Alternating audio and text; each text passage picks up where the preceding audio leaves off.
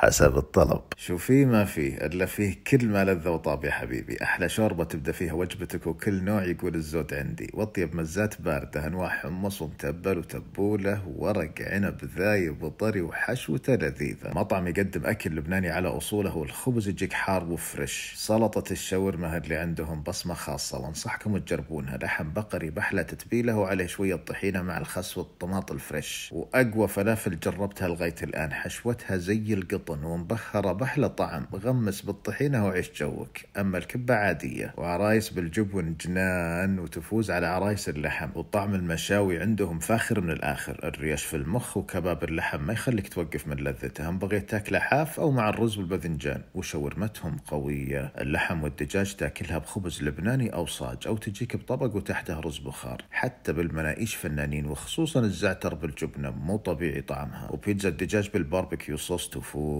فإذا تبي تدلع بطنك وتستمتع بمستوى طعم مميز وتطلع وانت مبسوط ومستانس، فلا يفوتك هالمطعم.